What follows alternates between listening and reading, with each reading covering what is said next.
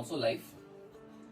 Well, let us realize that it is actually about predicting the future in some sense and betting on the future.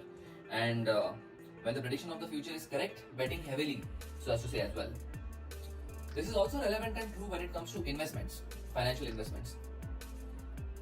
And in order to be able to predict the future, one has to be able to model how reality works, and one has to understand and evaluate and judge to a certain precise degree one's own confidence to predict reality as well as influence and impact reality.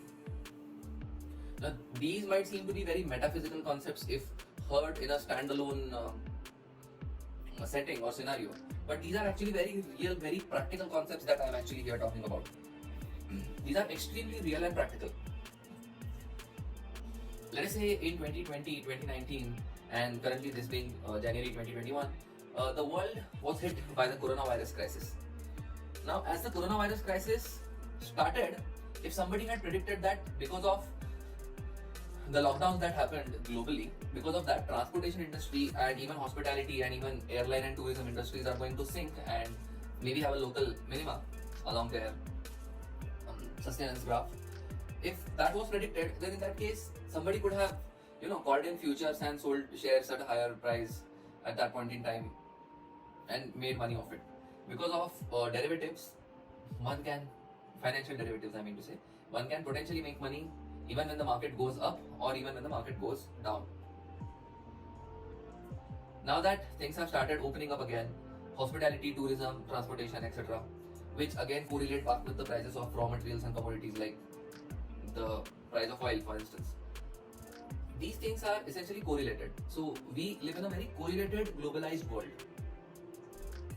Predictability comes from confidence, which comes from knowledge, which comes from having models about how the world works, which comes essentially from brain power, analysis, wisdom that one has acquired and gathered throughout one's lifetime. This predictability and being able to confidently say what things will work and why they will work, if they will work, and if some industry is going to boom but there is no clear winner because there are equivalent services, or if there is going to be a clear winner but if we ourselves are not going to be able to predict who is going to be the clear winner and why, what is the moat that a business has around it, what is the competitive advantage that the business has, and is that competitive advantage sustainable or is it corrodable and erodable with time, are things like speed to market a factor? All these things really do play a part in deciding what channels of entrepreneurship and what channels of investment to invest one's life force in. By life force, I mean integration of energy with respect to time, actually speaking. And hence, one can be in long-term investments in one's own company of time, energy, effort, money, wealth, brain power, emotions. In long-term investments of these life elements in one's own companies or in some other companies, one can be very happy, probably if and only if one has a certain sense of predictability and confidence. Otherwise, one is like just swaying with the wind and like not really in control of one's own destiny. Since sociology and economics is probabilistic in nature, since humanity lies on a demographic, since different concepts or rather different paradigms are valid for and applicable for and relevant to different factions of people across time and across geographies in the world. Since all this is true, it is important to define one's own competence in few industries or a few key areas of business and entrepreneurship and stay true to one's own self. Of course, one can always rely on expanding one's own confidence and one's own competence in various different arenas as well. But whatever it is, it probably cannot be infinitely wide or unbounded essentially. Simply because one has limited time in life. And since this is a very real limitation, because of that, it is important to understand that because of the finitude of time and because of the finiteness of life, the way in which we live it on earth, it is important to focus upon what one is potentially the best at, potentially very good at, investment opportunities and entrepreneurship opportunities that one will be able to identify. And it is important to understand why they are different from others and have a moat around the businesses that can be built from there on.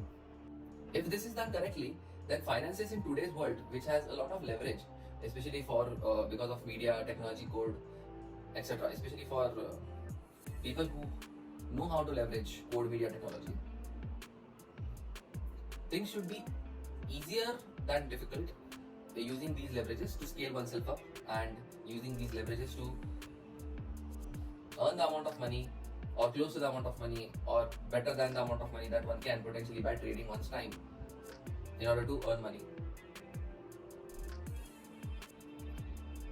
And it is my humble request to one and all, this content that I'm outputting from my brain, from the microstructure of my brain, this content is very potent and very useful.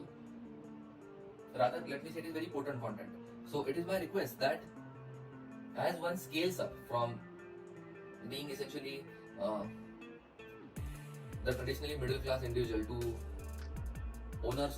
owner of businesses and one learns investments, let us all not lose the moral compass that we have had innately built in us because of biology. Well, the moral compass exists because as consciousness evolves and as humans actually would satiate their own requirements, their own physiological requirements, their own food, clothing, shelter, socializing requirements, their own procreating and mating requirements, their own self-esteem and self-actualization requirements. After that happens, a human being generally experiences satiation and satisfaction with respect to the lifestyle that they are living. It is important to be able to be calm and meditative, to be stoic and stolid, to be able to understand and appreciate and feel gratitude for the gift that this life is that has been bestowed upon us. And it is important to realize that one needs to give back as well. Technically, I'll output a theory called as deservism,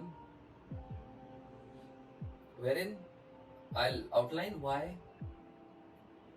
it is important to give back to the world in a mathematical or as close to a mathematical sense as possible.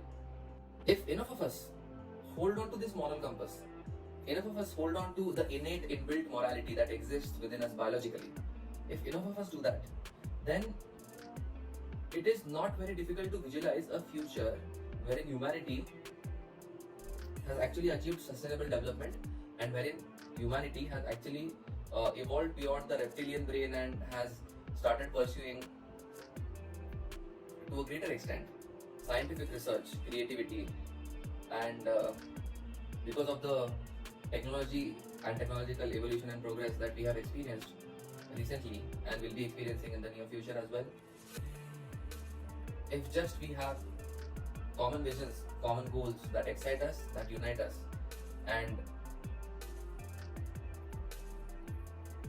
ones which can be used to propel humanity beyond planet Earth, it is very conceivable if enough of us do this and enough of us indulge in something that is more real, more grounded, enough of us indulge in ignoring the reptilian brain and focusing more upon expanding one's own reality in the very true sense,